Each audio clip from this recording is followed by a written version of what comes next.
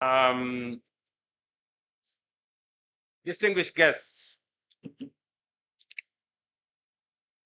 ladies and gentlemen, it gives me immense pleasure to join you this morning here in Olkaria, Nakuru County, to unveil this critical and transformative investment and venture, the KenGen Kaishan Green Ammonia Fertilizer Project. This project stands as a flagship of Kenya's green industrialization transformation, a compelling example of how energy, technology, and vision can converge to drive national prosperity, create opportunities for employment, expand opportunities for jobs and investment, and restore dignity to people.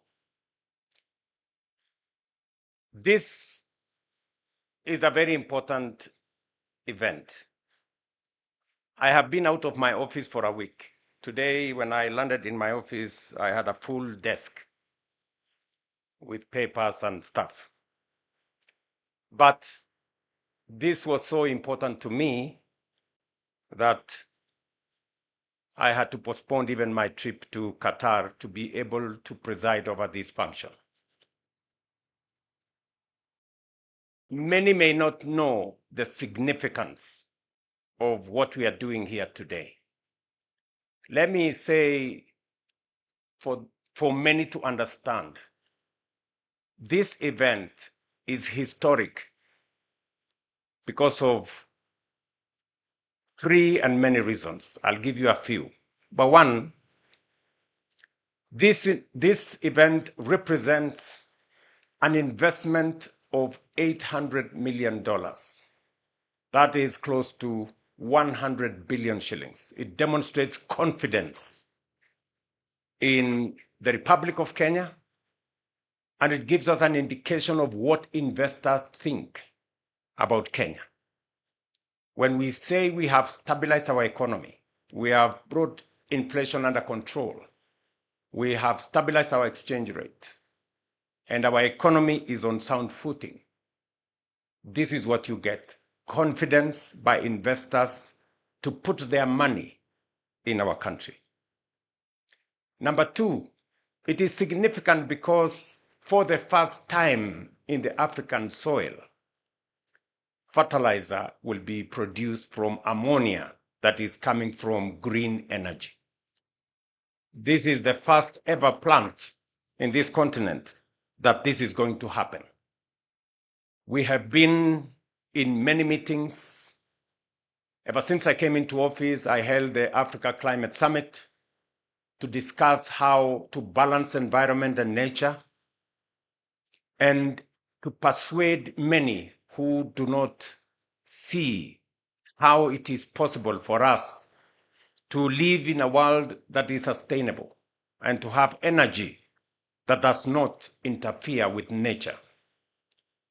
Today is a testimony that green energy is not only sustainable, but it is possible to power our energy needs using green energy. And number three, this event is significant because it speaks to the heart of our nation, and that is farming. And I speak so passionately as a farmer myself that we will now have fertilizer that is not imported. For record, we spend close to 80 billion shillings every year to import fertilizer to Kenya. This plant will now generate fertilizer from our own geothermal resources, using local products, using local raw materials, local energy, local human capital, and 480 metric tons is close to 9.2 million 50 kilogram bags of fertilizer. That means that not only will farmers have a reliable supply of fertilizer that is not predicated on events elsewhere in the world, whether we have war in Europe or elsewhere, we will not have trouble with logistics. But much more importantly, it's going to save us on our foreign exchange. We will not be using our foreign exchange to import fertilizer. We will be producing fertilizer from our own resources. And therefore, this is a very significant investment and a very significant project for Kenya. It is also important for us to know that while I have pursued the chairman, we were supposed to do this with a different company called FFI, but they let us down.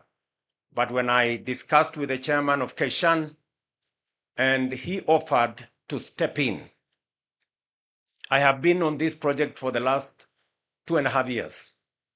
I think I have had countless meetings in my office. My good friend, the former CEO of GDC there, who is now an advisor in my office, has been working with me and my economic team to see how we can bring this to fruition. And so I am very, very proud this moment. This morning is a great morning for Kenya and for those of us who are farmers. I am making the first order of 5,000 bags of fertilizer. The first fertilizer I will be the one to use in my farm. Because for decades, farmers, who are the cornerstone of our nation, have borne the burden of unpredictable fertilizer prices, supply shocks, and global volatility. These challenges have inflated food costs, reduced yields, and strained household incomes. In 2023 alone, Kenya imported more than 600 metric tons of fertilizer at a cost of close to 80 billion shillings. In just the first half of 2025, we have imported 443 tons of fertilizer worth nearly 60 billion. That is between January and now. Each shipment represents a cost to our national treasury and to our dollar reserves, and a lost opportunity for young people in Kenya. This government is determined to change that reality, and today's event marks a decisive step towards self-sufficiency and resilience in fertilizer production. The Kenyan Kaishan Green Fertilizer Plant will produce, as I have said, 480 metric tons of fertilizer every year, guaranteeing farmers a steady and affordable supply. It will shield our economy from global price shocks, strengthen food security, and save the country's valuable foreign exchange reserves that can be now redirected to other national priorities. From deep beneath the Rift Valley flows one of our greatest industrial treasures, the geothermal steel. Kenya holds an estimated 10,000 megawatts of geothermal potential, yet we have harnessed just less than 10,000 or 10%, which is 1,000 megawatts. Kenya's leadership in geothermal energy gives us a unique advantage to power green industries sustainably. This project will tap 165 megawatts of geothermal power to synthesize green ammonia and convert it into fertilizer, the first project of its kind in Africa. Beyond fertilizer production, this venture will prevent more than 600 tons of carbon dioxide emission every year, equivalent to getting 130,000 internal combustion engine cars off the road. At the same time, it will create more than 1,000 jobs, offering opportunities for our young people and local communities. It will also nurture a new generation of geothermal engineers, hydrogen experts, process operators, and innovators in many fields, the pioneers who will power Africa's green industrialization future. Beyond its environmental and social impact, this project is also a sound commercial investment. With a total investment value of US dollars 800 million, it is projected to generate more than 13 million US dollars, that is 1.7 billion Kenya shillings in annual profits to KenGen, while opening new frontiers for carbon credit generation and trading under international climate mechanisms. Around the world, markets are rewarding sustainability. Green fertilizer will give Kenyan exports a competitive edge, open new markets for our agribusinesses, and strengthen our position in global value chains. Kenya is proud to lead Africa in proving that green innovation is both profitable and sustainable. Ladies and gentlemen, as you all appreciate, investments in energy are among the most capital-intensive ventures any nation can undertake. Expanding generation, transmission, and distribution requires massive upfront resources, yet it remains the foundation of every thriving economy. Without affordable and reliable power, there cannot be true industrialization, no thriving enterprise, and no inclusive prosperity. That is why we must pursue innovative and sustainable pathways to expand our national energy capacity. Kenya cannot realize her industrial and development aspirations on the current installed capacity of 2,300 megawatts. To power our ambition in manufacturing, mining, agriculture, infrastructure, and digital innovation, we must think bigger, move faster, and invest smarter. As government, we have therefore set out an ambitious target to increase our national energy capacity to at least 10,000 megawatts in the next decade. Achieving this goal will demand bold partnerships, creative financing, and strategic foresight.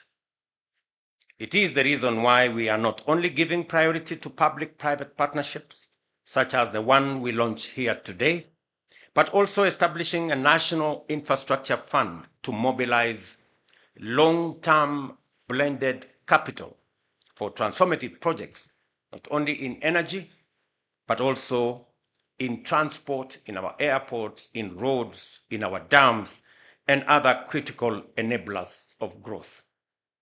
As we expand our energy base, we are also transforming how we manage water and food security. We must be a nation that dreams boldly and executes decisively. Our target is to build 50 new mega dams across the country, bringing at least 2.5 million acres of land under irrigation to secure our food supply, boost agricultural productivity, and expand our agricultural exports. We cannot claim to be a food secure nation while still depending on rain-fed agriculture. Expanded irrigation will enable us to cut our current food import bill, now standing at Kenya shillings 500 billion shillings annually, and redirect those resources to finance our national transformation agenda. At the same time, we must expand our road network.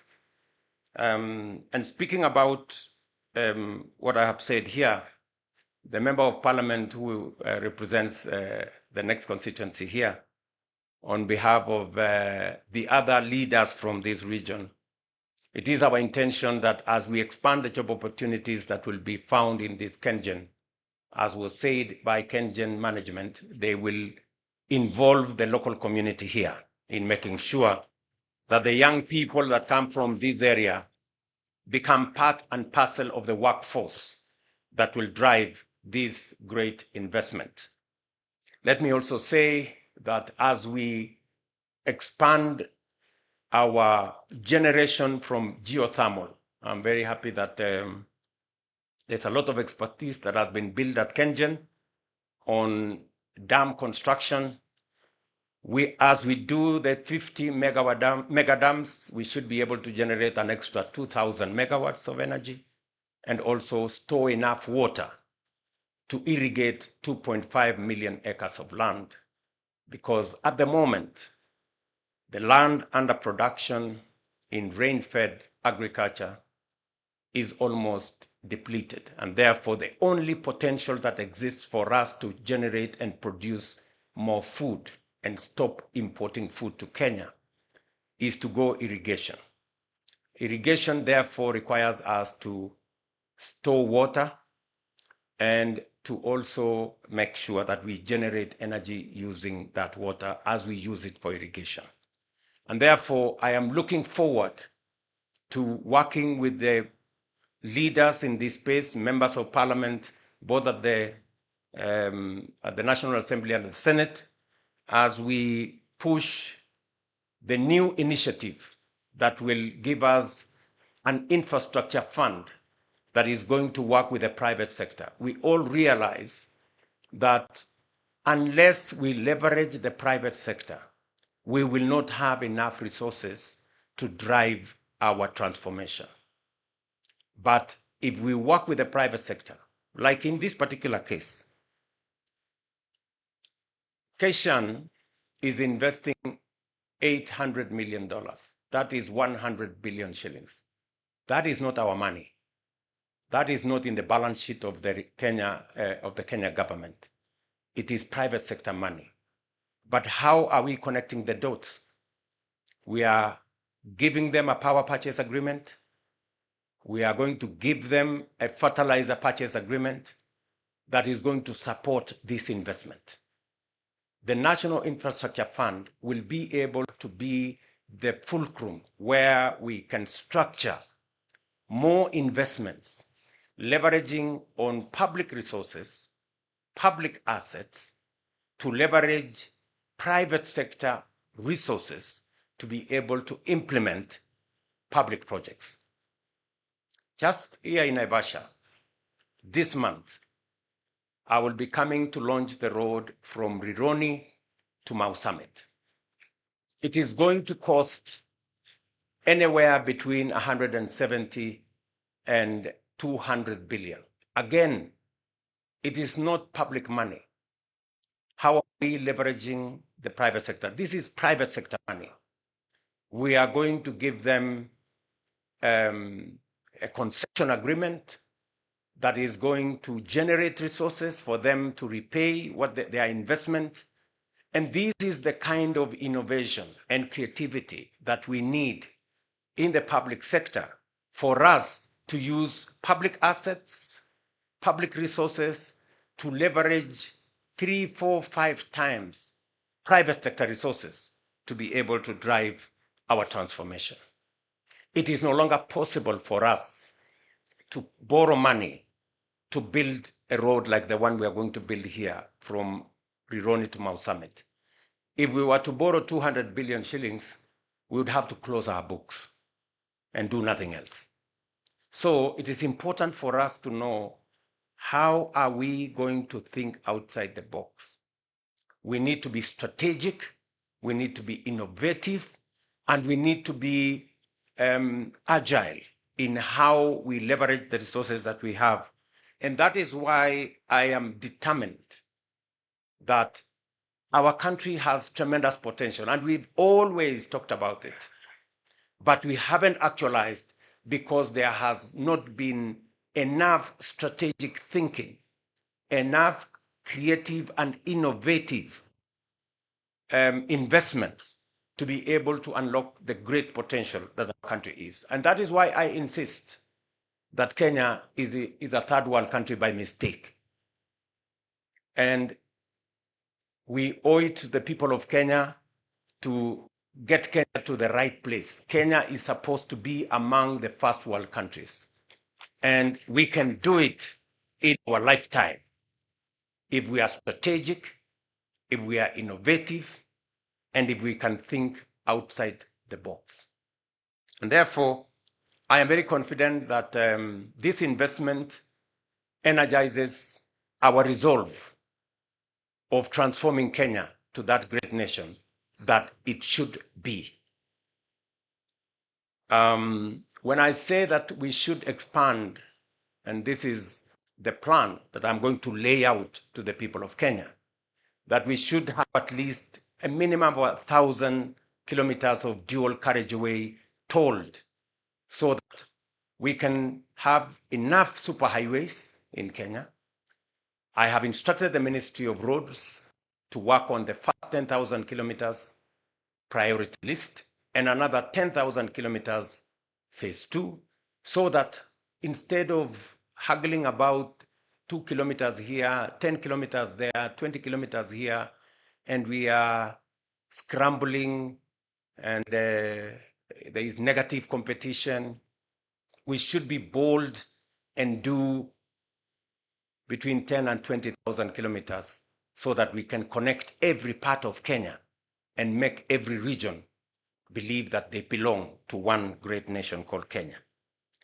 At the same time, I will be, and I'm happy that the members of parliament are here. When you go back to parliament, you will find on your desk a proposal from me on sovereign wealth fund and national infrastructure fund, because that is how we are going to move Kenya from a third world country to a first world country. I remember the other day when I said we need about 4 trillion shillings to be able to do our roads, to be able to do 10,000 kilometers of 10,000 megawatts of energy, and to be able to do 2.5 million acres of irrigation. Many people think that 4 trillion shillings is not feasible. If this project alone is 100 billion, 4 trillion is just around the corner. And I'm going to show you how we are going to get 4 trillion and transform this nation. Already, as I talk to you, I remember when I was in Ethiopia, and I mentioned that we have signed contracts of $4 billion under our housing program. Many people questioned the statistics. I want to repeat. Let me put it in Kenya shillings. $4 billion is roughly close to beyond 500 billion Kenya shillings, almost 600. That is the contracts we have signed in our housing, in our markets, in our hostels. And we have done it using our own resources. We have not borrowed a shilling from anybody. That is how you transform a nation. And that is how we're going to move Kenya from a third world country to a first world country in our lifetime, by doing the innovative stuff, by working with creativity, by having strategic foresight. I welcome all leaders. I'm happy members of parliament are here, and every other Kenyan, that we're going to work together. This is the scale of our ambition and the measure of our determination to build a modern, food-secure nation supported by world-class infrastructure that powers opportunity and prosperity for every Kenyan. Together, we are called upon to dream boldly, act decisively, and deliver a future of shared prosperity. One of the presidents of the United States said, leaders are measured by the vision they have and the price they are willing to pay for its achievement. I want to challenge every leader in Kenya that the vision we have for our nation, we must be willing to pay the price for its achievement. Thank you very much. My very best wishes to Kaishan and Kenjen. I look forward to coming here in 2027 in April to open the plant. And I look forward to your supply of fertilizer in August, as you have told me.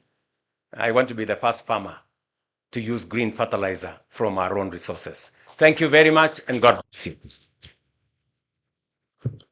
One more round of applause for His Excellency's wonderful speech.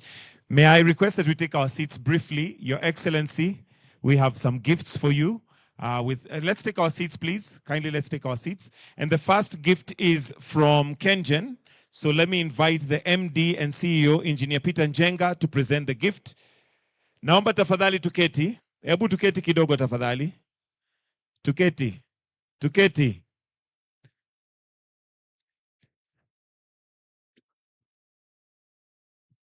Asanteni sana. Wananchi wa hapa wanasema hawajapata stima. Very good. Sasa wewe waziri, kabla hujatoka hapa ukubaliane na hawa wananchi. Ketini tu, ketini chini. Utakubaliana na hawa wananchi vile watapata stima. Si ndio? Si nyinyi ndio mnatusaidia kupata stima Kenya mzima? Na si nyama ikichinjwa iko na ya wale wa kuchinja nyumbani pale. So waziri and your peers, I want you to work with the community around here. I know some houses, kuna manyumba zingine zimepata, lakini hao wananchi wanasema hawajapata stima ya kutosha. Ni namna hiyo. Na vile vile tuunganishe barabara ile ya kutoka hapa, tuunganishe mpaka ishikane na ile barabara ya kwenda Narok. Ndio hawa wananchi tafuatilia, ndio tuhakikisha kwamba dunia hiyo inasonga. Ni sawa hivyo? Ni sawa hivyo? Bas. Ati?